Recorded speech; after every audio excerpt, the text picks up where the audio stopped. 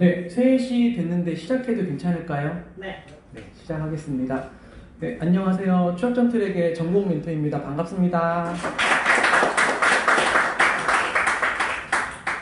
네, 아까 전에 복도에 붙어있는 멘토단 목록을 봤더니 제가 잘리고 없더라고요. 저는 소개를 먼저 드리자면 2013년도에 또 이제 저 취업전 트랙에 이승진 멘토님이라고 있었어요.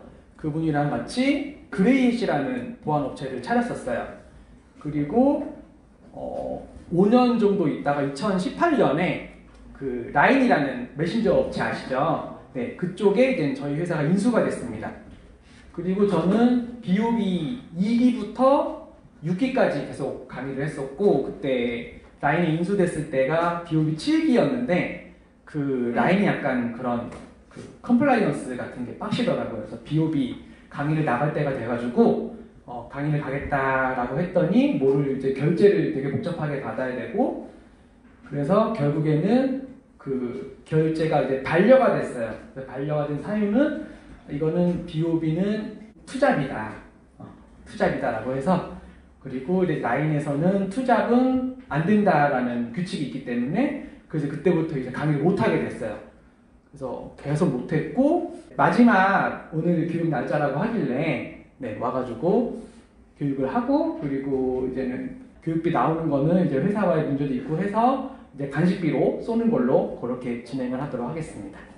박수까지 칠 필요는 없고요. 네. BOB 여전히 빡신가요? 빡세요? 과제가 빡세요. 과제가 빡세요? 네. 어느 멘토님 과제가 빡세요? 신정훈 선생님께서 커널 제로데이를 찾아와가지고. 커널 제로데이를 찾아오네요? 어메, 성공한 사람 있어요? 점점점. 과제가 빡시네. 혹시 뭐 가상화폐에 투자하시는 분들 계시나요? 한 분? 많이 벌었어요? 점점점. 네. 그러면 혹시 블록체인 해킹 공부하시는 분들 계세요? 없어요? 부반장님. 내일부터 팀빌딩 맞죠? 맞습니까? 네네. 그때 이제 블록체인 해킹을 주제로 잡은 팀은 아직 없나요? 아직 그 팀 언제 시작한지 A, B, C 뭐 이런 게 안 나와서 아직 팀 세팅을 진행할 수가 없고요. 그렇구나. 네. 그러면은 뭐 오늘 발표 들으면서 좀 이쪽에 흥미가 생겨가지고 팀빌딩 하실 때 이쪽으로도 주제 잡는 팀이 생기면 좋을 것 같네요. 네, 발표 자료는 여기서 받아주시고, 자, 발표를 시작하겠습니다. 네, 주제는 블록체인 해킹입니다. 사실 저도 초보예요. 초보고, 그리고 원래 BOB에서는 네, 하드웨어 해킹을 강의를 했었어요. 그게 제가 하드웨어 해킹을 막 공부한 게 10년 전 정도 됐고요. 그리고 그때 당시에 이제 하드웨어 해킹을 공부한 친구들이 되게 수요가 많았죠. 네, 업체들에서도 컨설팅을 많이 했었고, 그래서 그쪽으로 하는 친구들을 많이 뽑아서 뭐 대기업도 많이 가고 뭐 해외로 나간 친구도 있고 그랬어요. 그리고 뭐 그보다 더 저는 생각해보면 한 15년 전부터는 이제 스마트폰 보안이 좀 핫했고요. 그리고 뭐 최근 5년 사이에 보면은 뭐 인공지능, 빅데이터 이런 걸 이용한 자동화 해킹 이런 게 조금 인기가 많았고, 그리고 지금은 제가 볼 때는 블록체인 해킹이다 라고 생각을 했습니다. 그래서 이제 저도 이제 초보기도 하고, 그리고 이제 정식으로 멘토로 활동을 못 하고 있지만 이거는 이제 BOB 학생들이 꼭 알았으면 좋겠다라고 생각이 들어서 예, 주제로 잡게 됐고요. 아마 보시면은 많이 이제 재미있을 거예요. 네. 그러면 시작해 보겠습니다. 자, 제가 오늘 두 가지 주제를 준비를 해봤는데요. 첫 번째는 스마트 컨트랙트 해킹이라는 주제고요. 그리고 두 번째는 브릿지 해킹이라는 거를 준비를 해봤습니다. 요즘에 블록체인 해킹이 이제 해커들, 특히 이런 여러분들 취업전 트랙에 있는 이런 오펜시브 해커들에게 인기가 굉장히 갑자기 막 많아졌어요. 작년 말부터 해가지고 올해 초, 그리고 지금도 굉장히 막 인기가 많아졌는데 그 계기가 사실은 있어요. 뭘까요, 계기가? 바운티를 그걸 통해서 얻을 수 있는 부당이익의 10%씩만큼 주기 때문이라고 들었습니다. 자, 좀 질문을 좀 더 간단하게 하겠습니다. 어떤 웹사이트 때문에 인기가 갑자기 많아졌을까요? 땡! 비슷합니다. 제가 정답을 맞추는 친구들에게는 도지코인을 50개씩 전송을 해드리겠습니다. 싼 걸로. 뭘까요? 어떤 사이트 때문에 갑자기 이렇게 인기가 많아졌을까요? 저도 사실은 그 사이트 때문에 블록체인 해킹을 시작했어요.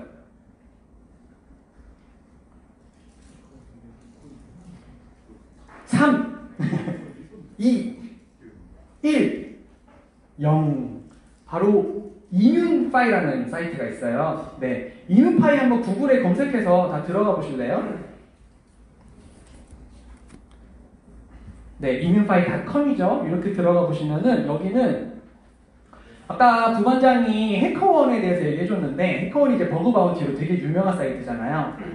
뭐 그걸로 생계를 유지하는 분들도 계신 만큼 유명한 사이트인데, 근데 이 이뮨파이는 뭐냐면 블록체인 업계에 특화된 버그 바운티 프로그램이에요. 그래서 뭐 해커원에도 물론 블록체인 버그 바운티가 있기는 하지만 이쪽이 훨씬 많아요. 그리고 여기서 익스플로러 버그 바운티스 한번 눌러보시면은 쭉 스크롤 해보시면 고객이 엄청 많은 걸 알 수 있고요. 그리고 놀랄만한 사실은 바로 버그 바운티 금액이에요. 자, 첫 번째로 올라와 있는 게 워몰이라는 블록체인 서비스가 대상으로 올라와 있는데요. 이거 얼마인가요? 1000만 달러. 얼마죠? 130억. 네. 해커원을 많이 봐왔고 저희 라인에서도 버그 바운티를 운영을 하고 있지만 뭐 이렇게 진짜 좋은 취약점 나왔을 때 한 1000만원, 2000만원, 그리고 대다수의 취약점이 뭐 30만원, 50만원 다 이 정도예요. 근데 130억 말도 안 되죠. 그리고 실제로 올해 몇 달 안 됐어요. 한두 달 전에 이 130억을 타간 분이 있어요. 외국 해커가. 그리고 또 아래 보시면은 얘도 1000만 달러, 500만 달러. 네, 금액이 장난이 아닙니다. 그래서 물론 뭐 여러분들이 뭐 금액을 보고 해킹을 해라 뭐 그런 거는 아니죠. 물론 뭐 성공하면 좋겠지만 그건 아닌데 적어도 지금 이 보안업계가 이런 일이 발생하고 있다라는 정도는 알아야 되겠죠. 그래서 지금 이게 굉장히 핫해요. 그래서 실력 있는 해커들이 이쪽으로 많이 모이고 있습니다. 그래서 제가 오늘 소개할 두 개의 주제도 이 이뮨파이에서 버그 바운티 받은 거 두 개예요. 하나는 100만 달러, 그러니까 지금 시세로 13억 정도, 이게 1번이고, 그 다음에 두 번째 게 80억 정도 받은 게 두 번째 거예요. 그리고 이제 블록체인 해킹에 대해서 모르는 사람은 와 엄청 어려울 것 같다. 와 막 암호학 막 깊게 알아야 되는 거 아닌가? 그래야지 해킹하는 거 아닌가? 이렇게 생각할 수 있을 거예요. 아마 저도 뭐 그렇게 생각하고 뭐 이뮨파이라는 사이트가 있다는 건 올해 초부터 알았는데, 근데 나랑은 관련 없어, 난 못해 라고 생각하고 있었거든요. 근데 조금씩 더 관심을 갖고 이 이뮨파이에 좋은 취약점이 제보가 되면 블로그를 통해서 공개를 하거든요. 그 내용을 읽어보면은 뭐야? 취약점 이거야? 이런 게 대다수예요. 그래서 이거 해볼만 하겠는데? 라는 생각으로 시작을 했고, 그리고 생각보다 재밌네? 라는 걸 많이 느꼈습니다. 그리고 뭐 물론 버그 바운티 해서 돈까지 벌 수 있으면 더 좋겠지만 요거를 어떤 계기로 해가지고 블록체인에 대한 다른 것들, 어떤 부수적인 것들을 계속 공부하게 되거든요. 버거팅 하다 보면 이거 뭐지? 이 코드는 뭐지? 찾아보고 이 트랜잭션 어떻게 날리지? 찾아보고 프루프는 뭐지? 어떻게 해야 깰 수 있지? 이런 걸 계속 검색을 하게 되거든요. 그러면서 결국에는 블록체인에 대한 지식도 같이 올라가요. 그래서 다시 한번 말씀드리지만 이쪽 분야로 지식을 쌓으시면 굉장히 좋을 거다. 정말 제가 약 파는 사람 맞나요? 네, 정말 그렇게 느끼는데 공부를 하시면 못해도 10년 정도는 이걸로 되게 재미있으실 것 같다라는 믿음을 가지고 있습니다. 자, 우선은 첫 번째 취약점은 이뮤파이에 한 6월 정도에, 올해 6월 정도에 공개된 취약점인데 미소라는 서비스가 있었어요. 미소라는 서비스에서 발견된 취약점이고요. 이 부분을 한번 정리를 해봤습니다. 내용은 다음과 같습니다. 우선은 혹시 스마트 컨트랙트 개발해보신 분 계시나요? 있으면 그냥 손 착착착 들어주세요. 스마트 컨트랙트 개발 없어요? 한 분. 네, 일단은 없을 줄 알고 네, 스마트 컨트랙트의 이제 기초 개념부터 준비를 해봤고요. 개발하는 예시도 준비해봤고 그리고 미소 취약점에 대해서 정리를 해드리도록 하겠습니다. 스마트 컨트랙트의 개념 설명 드리겠습니다. 이 사진 혹시 모르실 거예요. 옛날에는 그 주택복권이라는 로또가 있었고 그리고 뭐 평일 토요일에 막 사람들이 구매를 하잖아요. 그러면은 일요일 아침에 TV에서 아침 10시에 추첨을 했어요. 그러면은 뭐 요즘에 뭐 유튜브도 있고 뭐 친구들 볼 거 되게 많잖아요. 근데 저 때는 볼 게 없었거든요. 그럼 이제 아이들이 그 로또 돌리는 거 보고 있어요. 10시에. 그때 이제 그 프로그램이고요. 어떻게 되냐면은 그 관련판을 뺑글뺑글 돌리고 거기다가 기계가 화살을 쏴가지고 번호를 뽑아요. 3, 7, 8 해가지고 1등 해가지고 1등을 뽑아요. 근데 이게 조작이 얼마든지 가능하다는 그런 주장이 많이 있습니다. 결국에는 관여판을 모터로 돌고 있는 거고 그리고 총 화살도 기계가 쏘는 거기 때문에 그 두 개의 틱을 싱크로 맞추면 원하는 주소를 맞출 수 있다. 얼마든지 가능하겠죠. 그래서 이거는 사기일 가능성이 있다. 이런 주장이 있고요. 사실 뭐 유튜브에서 뭐 복권 사기, 로또 사기 검색해 보시면은 되게 많아요. 또 한 가지 얘가 유럽에서 복권이 생방송으로 추첨이 되고 있는데 당첨 번호가 먼저 나와버린 그런 사고도 있었고요. 그래서 사람들이 못 믿겠다라는 생각을 갖게 되죠. 그래서 나온 생각이 뭐냐면 그 로또 정답을 블록체인에 올려버리자라는 이제 아이디어가 나오게 됩니다. 뭐 꼭 이것 때문에 뭐 스마트 컨트랙트가 생기고 한 건 아니겠죠? 예시로 설명을 드리는 거고요. 이렇게 그 주에 당첨될 번호를 미리 블록체인에 올려버려요. 블록체인에 올리면 어떻게 되죠? 그 블록체인의 네트워크에 엄청나게 많은 노드들이 있고 그쪽에 다 저장이 되죠. 각 노드들에. 그래서 조작을 할 수 없게 돼요. 그래서 투명한 로또 추첨을 할 수 있게 된다는 거고요. 물론 블록체인에 어떤 정보가 올라가게 되면 누구나 들어가서 볼 수 있죠. 그래서 암호 처리는 당연히 필요할 거고요. 더 나아가서는 그 로또 앱 자체를 블록체인에 올려버리자 이런 생각을 하게 됩니다. 그래서 비유를 하자면 첫 번째 게 비트코인이라고 볼 수 있고요. 어떤 정보, 텍스트 정보를 혹은 거래 정보를 블록체인 네트워크에 올리자라는 게 비트코인이고 거기서 이제 이것도 문제를 내야겠네요. 자, 여기서 더 나아가서 그 블록체인에 프로그램을 올리면 재밌겠다 라고 생각한 사람이 있습니다. 누구일까요? 네. 비탈릭 부테릭 정답입니다. 네, 이더리움을 만든 비탈릭 부테릭이 그냥 거래 정보만 올리기에 너무 아까운 아이디어 같다. 이 블록체인에 프로그램을 올리자라고 해서 만들어진 게 이더리움이죠. 일단은 저기 뭐 제가 퀴즈 내가지고 저기 맞추는 친구 있으면은 부반장님이 좀 적어놨다가 나중에 그 도지 주소 정리해서 보내주세요. 네. 그래서 이처럼 블록체인에 올라가는 프로그램을 스마트 컨트랙트라고 해요.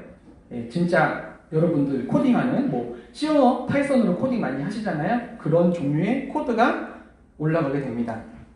정확히는 코드로 컴파일된 바이트 코드가 올라가게 되겠죠. 근데 실제로 블록체인에서 돌아가는 로또가 있어요. 네, 팬케이크 스왑이라는 사이트에 들어가 보시면은 거기에 로또가 있습니다. 그래서 여러분들 가상화폐를 걸고 로또에 참여를 하실 수가 있어요. 그리고 다양한 블록체인 기반의 서비스들이 이제 나타나고 있죠. 특히 뭐 도박 관련된 거, 로또, 포커, 경마 주사위 이런 거 다 투명성이 요구되는 것들이잖아요. 블록체인에 많이 올라가고요. 뭐 게임도 요즘에 P2E 이런 거 P2E 게임 하시는 분 계시나요? 없어요? 있을 것 같은데 없군요. 바빠서 공부하느라 바빠서 게임할 시간이 없다. 네, 그리고 뭐 대출 서비스도 있고 보험 예치 뭐 별게 다 있습니다. 네, 엄청나게 많이 지금도 생성이 되고 있고요. 특히 뭐 인터넷 도박은 많이 아시잖아요. 특히 포커, 고스톱 이런 거 많이 아시잖아요. 그리고 그 뭐 이제 지나가다 보면은 시내에 막 뭐 온라인 포커, 온라인 고스톱 이런 샵 있잖아요. 그러면은 저 같은 경우에는 이제 뭐 여러분도 마찬가지겠지만 해킹을 하는 입장에서는 그 믿음이 가나요? 당연히 들어가면 처음에 한 5번을 따게 만들다가 싹 쓸어가겠죠. 그렇죠? 그건 뭐 서버에서 얼마든지 조절 가능한 거고 거기 사장님이 방 안에서 우리 화면 다 보고 있을 텐데 그렇죠? 믿음이 안 가잖아요. 근데 블록체인 내에서 이런 서비스들이 올라가게 되면은 투명성이 굉장히 강화되기 때문에 믿을 수 있게 되는 거죠. 그래서 이런 서비스들이 많이 생기겠고요. 그러면 이런 서비스를 어떻게 개발하냐에 대해서 설명드리도록 하겠습니다. 가장 많이 사용되는 언어가 솔리디티예요. 뭐 여러 가지 언어가 사용이 되는데 가장 많이들 사용하시는 게 솔리디티라는 언어를 선택을 하시고요. 솔리디티는 이더리움의 스마트 컨트랙트를 개발할 때 사용하는 언어입니다. 그리고 코드를 보면은 그냥 여러분들이 평상시 짜는 그런 코드 유형을 가지고 있고 그리고 그 코드를 컴파일을 하게 되면은 EVM이라는 바이트 코드가 돼요. 그래서 EVM은 이더리움 버추얼 머신의 약자고 여기서 해석되는 옵코드들이 생성이 되는 거죠. 그래서 아까 맨 앞에 앉은 친구가 이런 스마트 컨트랙트에서 뭐 버퍼 오버플로우 같은 메모리 커럽션 일으킬 수 있냐 이런 질문을 했었거든요. 아까 수업하기 전에. 근데 이게 안 되는 게 뭐냐면 궁금하신 분은 그 EVM의 옵코드 목록을 한번 검색을 해보세요. 그 옵코드가 몇 개 안 되고 너무 단순해요. 그래서 그 단순한 거에 대해서 뭔가 메모리 커럽션까지 일으키는 그런 복잡한 행위는 할 수가 없어요. 네. 그래서 블록체인 취약집들 공개되는 거 보면은 그런 메모리 커럽션, 뭐 리턴 어드레스 덮어쓰고, 뭐 ROP 해가지고 쉘다고 이런 복잡한 게 없이 로지컬한 게 되게 많아요. 로지컬. 네. 왜냐하면 코드 자체가 단순하고 그 단순한 코드에서 취약점이 나오는 거기 때문에 네. 생각보다 많이 단순하고요. 그리고 이렇게 컴파일된 코드를 네트워크에 디플로이를 해요. 배포를 해요. 그러면은 이더리움 네트워크에 쫙 전파가 돼가지고 각각의 노드 안에서 실행이 되는 거죠. 그래서 비유를 하자면 이더리움 네트워크는 하나의 운영체제라고 보시면 되고요. 그리고 스마트 컨트랙트들은 그 운영체제 위에서 돌아가는 앱들이라고 보시면 돼요. 네. 자, 그래서 더 쉬운 이해를 위해서 간단한 게임을 한번 만드는 모습을 보여드리도록 하겠습니다. 화면으로. 가위바위보 게임입니다. 3가지 함수가 사용이 돼요. create room, 이거는 이제 방을 개설하는 함수고요. 그리고 join room, 이거는 내가 그 가위바위보 룸에 들어가서 참여를 할 때 사용되는 함수. 그리고 pay out은 가위바위보를 하게 되면 이제 승패가 결정이 될 거잖아요. 그 승패 결과에 따라서 판돈을 지급하는 함수예요. 세 개 함수. 그래서 더 자세히 보시려면은 아래 링크 들어가서 확인해 보시면 되고요. 전체 코드는 솔직히 조금 더 복잡한데 좀 단순화 시켰습니다. 자, create room 함수 먼저 보겠습니다. 자, 코드 한번 쭉 살펴봐 주시고요. 네, 처음에는 조금 이해하기 어색할 수도 있는데 많이 보시면은 여러분들 다 이제 뭐 너무 실력 좋으신 분들이라 조금만 보시면 금방 익숙해질 그런 유형의 코드고요. create room은 당장이 가위바위보 방을 생성을 합니다. 그때 자기가 뭐를 낼지를 정해가지고 생성을 해요. 가위 뭐 이런 식으로 해서. 그래서 create room의 인자를 보면은 hand라고 되어 있죠. 그래서 가위바위보 중에 하나를 넣게 되어 있고요. 그리고 방이 만들어지면 그 게임 방에 번호가 리턴이 돼요. 그리고 다른 이용자들이 그 방에 들어갈 수 있겠죠. 이때 함수명 아래에 붙어 있는 public이라는 단어 있죠. 얘를 보시면 이제 키워드라고 하거나 visibility modifier라고 하는데 얘는 뭐냐면 해당 함수가 외부에서 누구나 호출 가능한 함수다라는 것을 나타내는 키워드예요. 그래서 저 public이라고 안 붙어 있으면은 아무리 그 함수에 취약점이 있어도 해커가 호출을 못해요. 물론 뭐 다른 함수 건너서 호출되는 루틴이 있으면 되겠죠. 하지만 직접적으로 바로 호출을 못하고요. 반대로 이렇게 퍼블릭 키워드가 붙어 있으면 해커가 바로 호출을 할 수 있어요. 바로 호출을 해서 만약에 뭔가 파라미터를 변조하거나 해서 나쁜 짓을 할 수 있게 되는 거죠. 그래서 해커에게 가장 중요한 키워드다 라고 보시면 될 것 같고요. 이유는 이 함수를 통해서 해커의 유저 인풋이 가능하다. 해킹의 기본이 유저 인풋이잖아요. 유저 인풋을 내가 어떻게 조작할 거냐 라는 게 기본이기 때문에 그 부분이 가능해집니다. 비슷하게 external이라는 키워드도 있어요. 그러니까 public도 보셔야 되고 external도 보셔야 돼요. 둘 다 외부에서 호출 가능한 거고요. public은 외부, 내부 둘 다 호출 가능한데 external은 외부에서만 호출 가능하다. 이런 이제 사소한 차이가 있습니다. 다음으로는 payable이라는 키워드가 있어요. 이거는 이 함수에서 이더리움 입출금이 가능하다라는 것을 표시하는 키워드입니다. 얘도 마찬가지로 해커에게 가장 중요한 키워드가 되겠죠. 왜냐하면 이런 함수의 취약점이 발견될 경우에 돈 훔치기가 가능하기 때문이죠. 그리고 지금 제가 말씀드린 돈이라는 것은 message.value라는 값으로 들어가게 돼요. 그래서 이런 payable 키워드가 붙은 함수는 message.value라는 값을 참조를 하시게 됩니다. 자, 질문 한번 또 해볼까요?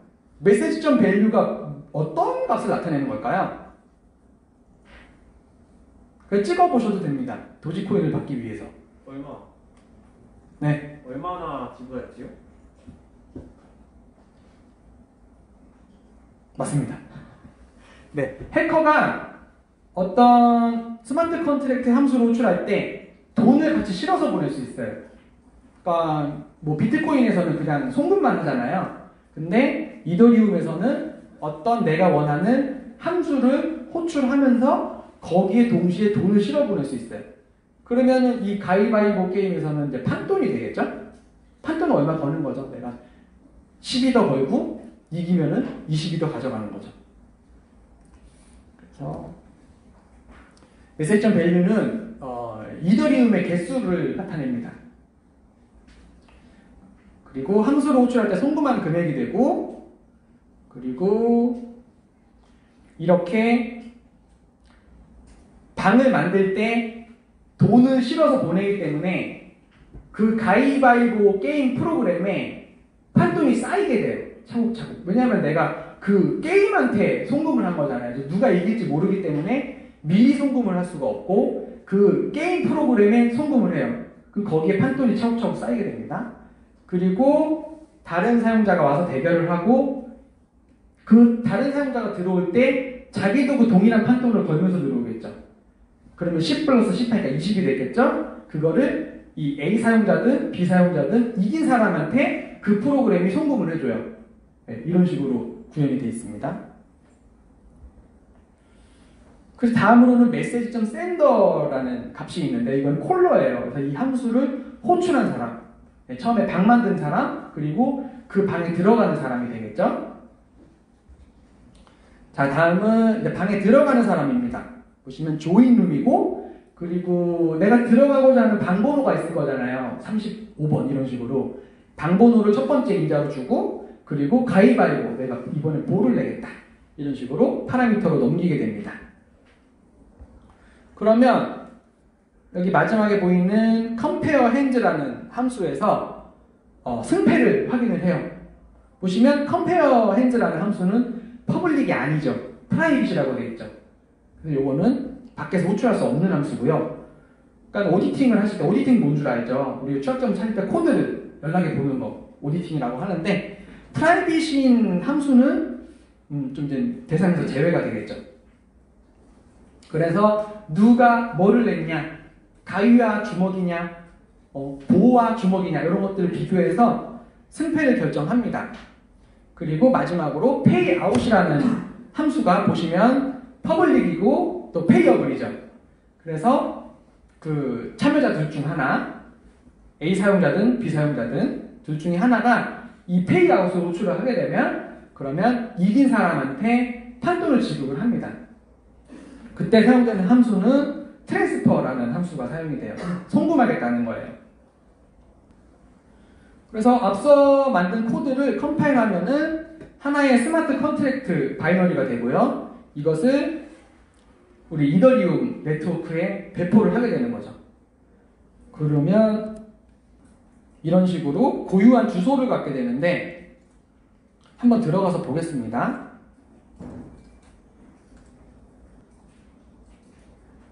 보시면 이게 뭐 가위바위보를 제가 직접 만든 게 아니라 어떤 사람이 공부하면서 블로그에 만들어서 올린 걸 가져온 건데 그 사람이 배포를 한 주소예요. 쭉 보시면 여기서 락 페이퍼 시죠? 가위바위보 게임을 생성했고요. 그 다음에 create room 함수를 그 개발자가 호출을 했겠죠. 내가 만든 거 잘 돌아가는지. 그리고 join room이라는 함수를 호출했고요. 그 다음에 요거 두 개는 뭐 제가 생략한 거니까 무시하고 그 다음에 payout을 해가지고 잘 돌아가는지 한 판 해가지고 확인한 걸 볼 수 있습니다. 여기서 재밌는 게 뭐냐면 이런 예제 코드에도 이제 취약점이 보여요. 뭐냐면 첫 번째 이상한 점은 뭐냐면 payout을 그 조인룸 했을 때 컴페어 핸즈 하고 그 다음에 페이아웃 해주면 될 것 같은데 굳이 따로 뽑아놨단 말이에요. 왜 따로 뽑아놨을까요? 만들기 편하려고요. 뭐 그럴 수도 있고 제가 생각하는 답변이 있는데 이걸 맞추시면 맞는 걸로 해드리겠습니다. 왜 따로 뽑아놨을까요?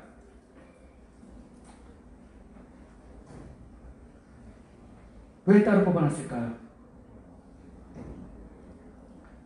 지불 받는 시점을 설정할 수 있게 하려고요. 뭐 그것도 맞겠지만 제가 생각하는 답변이랑은 좀 다릅니다. 왜 함수를 따로 굳이 뽑아놨을까요? 어디서? 딩동댕동. 네. 그냥 제 생각인데요. 실제로는 아니겠죠. 이렇게 구현을 해놓으면은 그리고 이 서비스를 이제 정식으로 오픈을 했다고 해봅시다. 특히나 아까 전에 뭐 팬케이크 수압이나 뭐 스시 수압이나 유니수압이라는 이런 유명한 사이트에 만약에 가위바위보 게임이 붙었다. 그러면은 사람들이 엄청 많아지거든요. 막 와가지고 가위바위보 게임 하는데 꼭 마지막에 페이아웃 안 하는 애들이 있어요. 해야 되는데. 네. 그래서 이렇게 주인이 없는 돈은 이 개발자가 가져가는 거예요. 왜냐면 자기 컨트랙트에 쌓여 있잖아요, 지금. 그쵸? 그러면 여기도 보면은 밸런스가 0.1 리더가 남아있죠? 뭐, 어디서 뭐 때문에 남았는지 모르겠지만, 이런 식으로 분명히 남아도는 돈이 생길 거고, 네, 이런 걸로 돈 벌어도 괜찮을 것 같습니다. 아마 이런 서비스가 되게 많을 거예요. 뭔가 오류가 생기거나 사용자들이 실수해서 고화가 된 돈들, 그런 건 개발자가 가져가는 그런 경우가 있을 거고요. 또 여기서 심각한 취약점이 하나 더 있습니다. 뭘까요? 이거는 그냥 뭐 지금 코드를 막 되게 자세히 본 건 아니기 때문에 이런 취약점이 있을 것 같아요 라고 상상해서 말씀해 주시면 돼요. 페이아웃을 여러 번 할 수 있는. 그렇죠. 네, 페이아웃 코드 보시면은 그 페이아웃이 끝나는 거는 게임을 그 룸번호로 없애버려야 되는데 그 폐기하는 코드가 없어요. 그래서 한번 내가 어떤 가위바위보 게임에서 이긴 다음에 계속 페이아웃을 하게 되면은 20, 아까 제가 20으로 예를 들었잖아요. 20, 20, 20, 20, 20 계속 가져갈 수 있는 거죠.